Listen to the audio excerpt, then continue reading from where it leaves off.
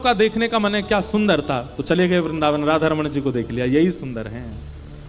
कानों को सुनने का मन है तो आ गए कथा में, कथा सुन ली, यहीं कीर्तन सुन लिया, यहीं भजन सुन लिया, इससे ऊपर कुछ नहीं है। जीव को कुछ चखने का मन है तो पहुंच गए आश्रम में, जाके भंडारा पा लिया, ठाकुर जी का प्रसाद ले लिया, इससे बढ़िया कुछ नहीं है। नाथ द्वार चले जाओ, वहां का प्रसाद पा लिया, द्वारिकाधीश का प्रसाद पा लिया। मतलब भगवत संबंधी वस्तुओं को ही अपनी इंद्रियों को देना। जैसे कई लोग होते हैं वो ब्रांडेड चीज ही देते हैं अपने शरीर को, सिक से लेके नख तक कोई भी ऐसी चीज नहीं आनी चाहिए हमारे शरीर पर जो जिसमें कोई ब्रांड का टैग ना हो। और फिर ऐसे लोगों को बहुत वो माना जाता है। आजकल इन्फ्लुएंसर, ओ भाई वो ऐसे परफ्यूम लगाता है, ऐसे कपड़े पहनता है, ऐसे टी शर्ट पहनता है, ऐसी वैष्णव भी बन जाएं। वो सिक से नख तक एक भी सामग्री ऐसी प्रयोग ना करें जो भगवत संबंधी ना हो। सब भगवत संबंधी वस्तुओं का सेवन। जल भी भगवत प्रसाद, अन्न भी भगवत प्रसाद, वस्त्र भी भगवत प्रसाद, तिलक भी भगवत प्रसाद, सब कुछ भगवत प्रसाद। जितेंद्रिय, ये तीन लक्षण जिसमें हैं उसको ठाकुर जी अपना सखा मान लेते हैं, ठाकुर जी अपना सखा बना लेते हैं।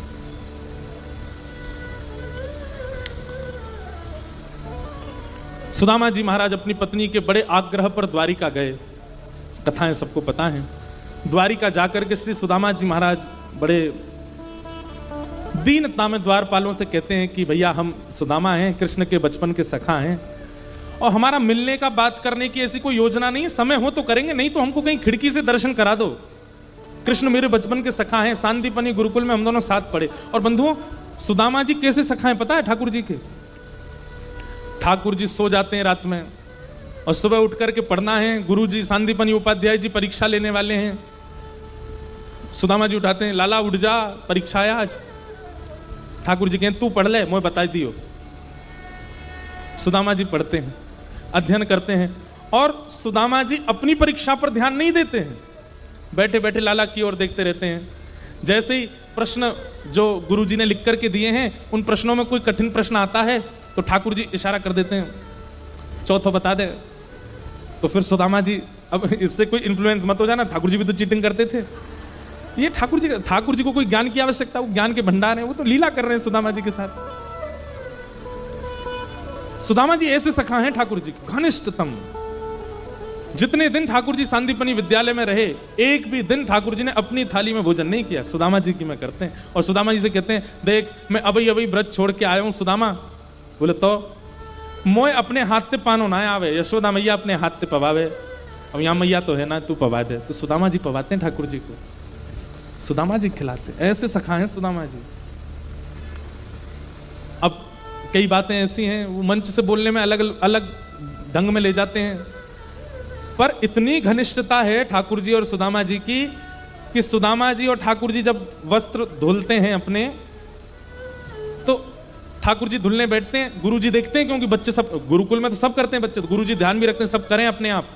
ठाकुर जी अपने वस्त्र लेके आते हैं धोने, गुरु जी जैसे आगे जाते हैं तो ठाकुर जी के वस्त्र भी सुदामा जी धो देते। तू बैठ जा लाला, तू मत कर, मैं धो दूंगा, और बढ़िया धो देते हैं। कभी कभी सुदामा जी के निजी अंग वस्त्र जो हर कोई नहीं पहनता, ठाकुर जी पहन के भाग जाते हैं। सुदामा जी कहते हैं, लाला जी अच्छी बात ना है, वो निजी वस्त्र है, वो भीतर को वस्त्र है, वो तो सबको धारण ना करना चाहिए। ठाकुर जी, अरे तू तो मेरा सखा है, तो हम दोनों तो पहन सके। ऐसे सखा है सुदामा जी, ऐसे सखा श्री सुदामा जी महाराज। और द्वार पर आकर के एक बार भी किसी को ये नहीं बोल रहे हैं कि मैं इतना घनिष्ठ हूं।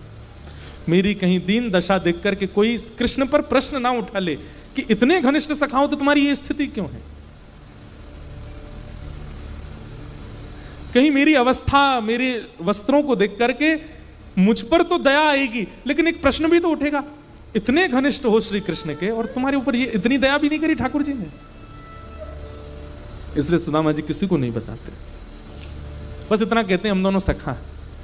आजकल के लोग, पड़ोसी के यहां चाय पी के चला गया प्रधानमंत्री, अपना ढिंडोरा पीटते। हमारे यहीं तो आए थे, यहीं पे ही बैठे थे, हमारे द्वार पे बैठ के गए, मैंने ही मठरी दी थी उनको जबरदस्ती। हम लोग बड़े संबंधों के प्रचार करने में दुगना तिगुना करके बोलते हैं, और एक सुदामा जी हैं जिन्होंने अपनी पत्नी को वर्षों तक नहीं बताया कि श्री कृष्ण मेरे सखा हैं। भैया एक बात कहें, जहां पवित्र संबंध होता है ना, उसका ढिंडोरा नहीं पीटना पड़ता, उसका बहुत प्रचार नहीं करना पड़ता। आजकल बुरा नहीं मानिएगा, प्रचार का जमाना है। आप लोगों से कान पकड़ के क्षमा मांग रहा हूं मैं। हमसे जितने लोग मिलने आते हैं ना, अगर उन सबके फोन बाहर जब्त कर लिए जाएं कि फोटो नहीं खींचना महाराज जी के साथ, आधे तो वहीं से लौट जाएंगे। बिना फोटो के काय को जाना, कोई महाराज जी हमारा कुछ दे रहे हैं, हमें फोटो ही तो चाहिए हमें। प्रचार। और एक सुदामा जी हैं, ऐसे घनिष्ठ सखा हैं श्री कृष्ण के, लेकिन किसी से इसलिए नहीं कहते हैं क्योंकि कहीं कोई ये ना सोच ले कि इन पर कृपा नहीं की श्री कृष्ण ने। द्वारपालों से जाकर के कहते हैं, मेरे सखा हैं बचपन के श्री कृष्ण। हम दोनों सांदीपनी गुरुकुल में पढ़े थे साथ में, तो द्वारपाल थोड़े से व्यंग में हंस जाते। अच्छा हाँ, आपके संगी पढ़े होंगे ठाकुर जी। सुदामा जी बोले हाँ, हम संगी पढ़े थे। मैं मिलने नहीं आया हूं, मैं उनसे कोई बैठ के मुझे वार्ता नहीं करनी है, कोई उनके साथ भोजन प्रसाद कुछ देना लेना भी नहीं है। हो जाए तो आप करा देना, नहीं तो कोई खिड़की हो जहां से वो मुझे दिख जाए, मैं देख करके वापस चला जाऊंगा। कहीं कहीं कहते हैं द्वारपालों ने धक्का दे दिया, द्वारपालों ने भगा दिया, ऐसा नहीं हुआ। भगवान के द्वारपाल हैं, वो ऐसा नहीं कर सकते। द्वारपालों ने सुदामा जी को बैठाया, पर द्वारपालों को यह विश्वास नहीं था कि ये ठाकुर जी का सखा है। द्वारपाल बोले आप बैठिए, हम देखते हैं कुछ योजना। द्वारपाल भीतर गए, ठाकुर जी प्रसाद पा रहे थे, तो सुदामा जी के सहित कई नगरों के राजा भी आए हुए हैं। द्वारपालों ने जाकर के कहा फलाने देश के राजा आए हैं। भगवान बोले अभी बैठाओ। वहां के राजा आए, उनको कहो 2 दिन रुकें। वहां के राजा आए, ऐसे करके सब बता रहे थे। वहां के महंत आए, वहां के पुरोहित आए, आदि आदि सबका बताते हुए ठाकुर जी हम भूल गए बताना, एक ब्राह्मण और आया है।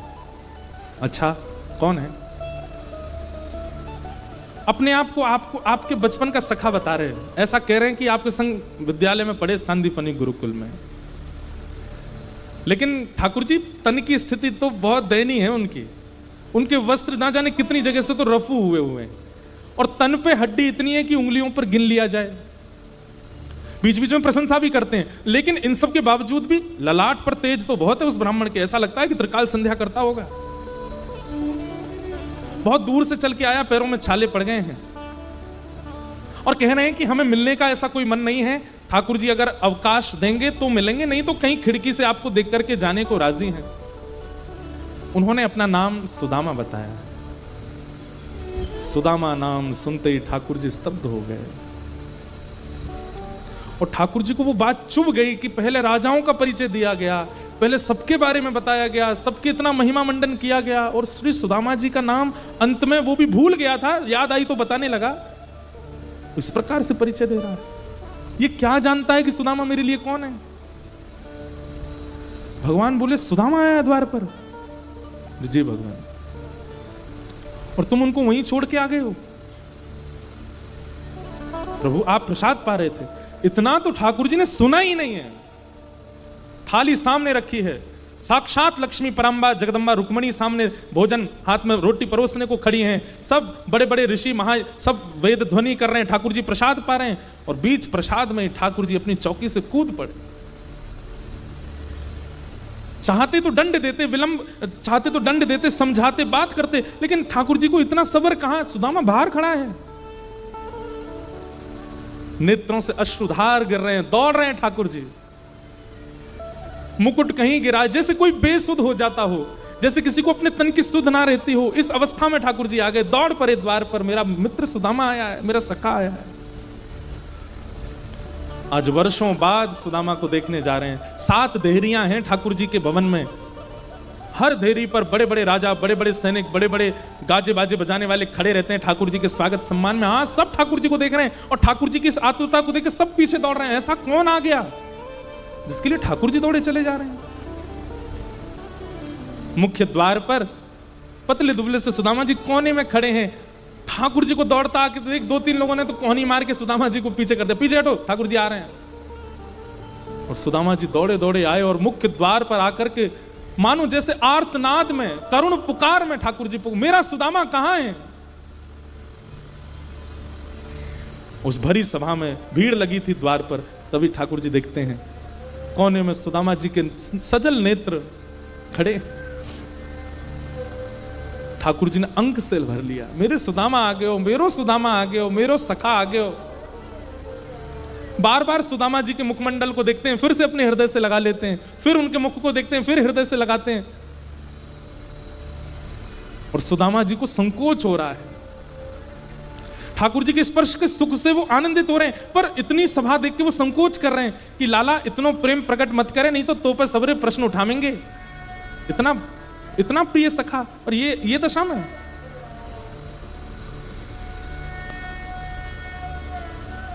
सुदामा जी ने अपने गाल से, अपने अधर से, अपनी नाक से, अपने माथे से सबसे स्पर्श किया सुदामा जी का। अपने नेत्रों के जल से मानो अभिषेक कर दिया सुदामा जी का। बहुत देर हो गई, ठाकुर जी द्वार पे ही बस अंक में भरे भरे खड़े हैं और जितने लोग वहां खड़े हैं सब देख करके आश्चर्य कर रहे हैं, ये कौन है? भगवान बोले बड़े दिन में आए सुदामा। अरे देखो द्वारिकावासियों, ये मेरा सखा सुदामा है, मेरा प्राण सुदामा है। कभी इसके बारे में तुमने नहीं सुना होगा, ये क्योंकि प्रचार नहीं करता है, आज आया पहली बार द्वारिका। और ठाकुर जी गले में गलवैयां डाल करके सुदामा जी को लेकर के भीतर जा रहे हैं और बीच बीच में चलते चलते ठाकुर जी को जाने क्या होता है रोकते हैं, फिर सुदामा को अंक से भर लेते हैं। तुझे इतने दिन में याद आई मेरी, इतने दिन बाद आया तू। मानो आज ठाकुर जी अपना राजकीय स्वरूप भूल गए हों। सुदामा जी को लेकर के अपनी स्वधर्मा सभा में पहुंचे, जहां ब्रह्मादि देवता भी आते हैं, और किसी आसन पर नहीं, किसी सामान्य कुर्सी पर नहीं, किसी सामान्य चौकी पर नहीं, द्वारिका के राज सिंहासन पर ले जाकर के सुदामा जी को बैठा दिया। बैठे हुए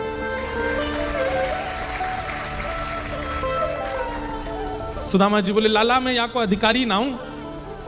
ठाकुर जी बोले आपका अधिकार मुझसे अच्छा कोई नहीं जानता, बैठ जाओ चुपचाप, यहीं बैठो। और रुक्मणी जी को इशारा किया, देख क्या रही, जल्दी पात्र लाओ, चरण धोने सुदामा जी के। ठाकुर सुदामा जी बोले लाला ये सब मत करें, वो बहुत संकोच है। और भीड़ लग गई है वहां पर और सब आश्चर्य में देख रहे हैं, ऐसा क्या है इस पतले दुबले ब्राह्मण में जिसके लिए ठाकुर जी ये सब कर रहे हैं।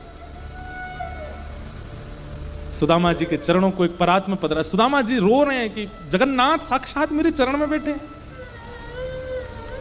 देख सुदामा की दीन दशा, करुणा करके करुणा निधि रोए, पानी परात को हाथ छुयो नहीं, नैनन के जल सो पग धोए। सुदामा जी के नेत्रों से अश्रुजल प्रवाहित होने लगा, लेकिन ठाकुर जी के नेत्रों से प्रवाह इतना तीव्र था कि जल लिए रुक्मणी जी खड़ी रह गईं और ठाकुर जी ने अपने अश्रु जल से सुदामा जी के चरण धो दिए। चरणों की स्थिति देख करके ठाकुर जी इतनी पीड़ा में आ गए, अपने शीश से सुदामा जी के चरण लगाए और जितना जल एकत्रित हुआ उसको एक पात्र में भर करके ठाकुर जी ने 3 घूंट तो ठाकुर जी ने धारण किए। सुदामा जी रोकने, लाला जी सब मत करे, मैंने पाम भी ना धोए, मैं कितनों दूर से चल के आया हूं। अरे लाला मामा देख रक्त निकल रहा है, मेरी एड़ी फट गई है, ये सब मत करे लाला। ठाकुर जी कह रहे चुपचाप बैठे रहो, कुछ मत बोलो। ठाकुर जी उसको पान कर रहे हैं। रुक्मणी आदि सब पटरानियों को भगवान ने इशारा किया, सब अंजलि फैला के बैठो, और सबको ठाकुर जी देकर के आए, पान करो। अपने महामंत्री को आज्ञा कर दी, ये बचा हुआ जितना जल है इसको पूरी द्वारिका में छिड़काव करवा, एक कोना भी रहना नहीं चाहिए, मेरी द्वारिका आज पवित्र हो जाएगी सुदामा जी के चरण दल से।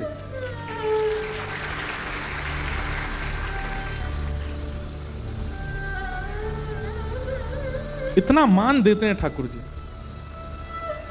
और बैठ गए चरणों को अपनी गोद में रख करके, और सुदामा जी से बोल रहे हैं, बहुत दिन में आए, मेरी याद ना आवे तुम्हें?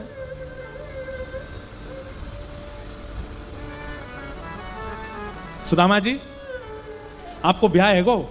ठाकुर जी पूछ रहे हैं। सुदामा जी बोले हाँ लाला है गो। अच्छा मोए ना बुलायो ब्याह में? लाला अब तो तू राजा बन गो है, तो ये बुलावे को मतलब है तेरे संग में 25-30 तो हाथी आमेंगे, 50-60 घोड़ा आमेंगे, उन पे बैठ के सैनिक आमेंगे, और इतने लोगों ने बुला के दावत करानो, मेरे बस की बात तो ही नहीं लाला। हमारे ब्याह में तो हम दुल्हा दुल्हन ही भूखे रह गए, भोजन की व्यवस्था ही नहीं, ऐसा तो ब्याह है तो कैसे बुला तो लाला? तू बता तेरो ब्याह है को? ठाकुर जी बोले कोई और बात करते। नहीं नहीं लाला बता तेरो ब्याह ना भयो। अरे जी फिर पास में मंत्री खड़े थे, उनसे बोले विद्यालय में मोती यूं कहते, देखियो सुदामा इतने ब्याह करूंगो कि मेरे नगर में मेरी बहू रहेंगी और कोई ना रहेगो, इतने ब्याह करूंगो। मंत्री आदि बोले तो कर भी लिए हैं इन्होंने। सुदामा भी बोले लाला तेरो ब्याह है को? बोले हाँ है को। कहाँ है भाभी, कहाँ है भाभी? ते तो मिलवाने। ठाकुर जी बोले भाभी से मिलोगे? बोले हाँ मिलवा दे। कहाँ है भाभी? इतनी सारी लुगाई खड़ी है, इनमें तो कौन सी है? बोले बैठो अभी बुलाते हैं। ठाकुर जी ने इशारा किया आओ सब लाइन से प्रणाम करो। मैं रुक्मणी प्रणाम। अच्छा भाभी जी जय, देवी चरसो भाग्यवती रहो। मैं जामवती प्रणाम, देवी चरसो भाग्यवती। मैं सत्यभामा प्रणाम, मैं कालिंदी प्रणाम, चरसो भाग्यवती रहो। मैं मित्रविंदा, मैं लक्ष्मणा, मैं भद्रा। सब प्रणाम करते करते 500 प्रणाम कर गई सुदामा जी को। सुदामा जी धीमे धीमे ऐसे हो गए। लाला लेके तकिया धर दे यहाँ पे नीचे, हाथ धार को मेरो। ठाकुर जी हाथ के नीचे कोनी के नीचे हाथ लगा खड़े हैं, करो प्रणाम दो। जब 1000 प्रणाम कर गई सुदामा जी बोले लाला पत्रो दुबरो शरीर में तो पधार जाऊंगो। अच्छा एक बात बता, ये सब अपनी है? ठाकुर जी बोले अपनी है। कितनी और हैं? भगवान बोले 1000 चली गई, अभी 15,108 और हैं। सुदामा बोले लाला तेने इतने ब्याह किए? भैया लाला देख मैं तो पत्रो दुबरो ब्राह्मण हार जाऊंगो, मेरे तो शरीर में ताकत ही ना है। एक काम कर, पत्नी 16,108 हैं, पति तो तू ही अकेला है। बोला पति मैं हूं, तू प्रणाम कर मैं तो आशीर्वाद दूं, आजा। और जैसे ही ठाकुर जी ने दंडवत प्रणाम किया है, आकाश में देवताओं के नेत्र सजल हो गए। साक्षात जगन्नाथ जगतदिहंता जगदाधार सुदामा जी के चरणों में दंडवत प्रणाम कर रहे हैं और ठाकुर जी को आशीष दे रहे हैं। संपूर्ण द्वारिका नगरी के नेत्र सजल हो गए इस प्रेम मिलन को देख करके। सुदामा जी ने उठा करके हृदय से लगाया। ऐसा प्रेमत्व है श्री सुदामा जी का और ठाकुर जी का। सुदामा जी से भगवान बोले भाभी ने मेरे लिए कुछ भेजा होगा। एक पोटली में चावल लेकर के गए थे, वो भी पोटली में फटी हुई थी, चावल भी 4 घर के थे। सुदामा जी को देने में बड़ी शर्म आ रही थी।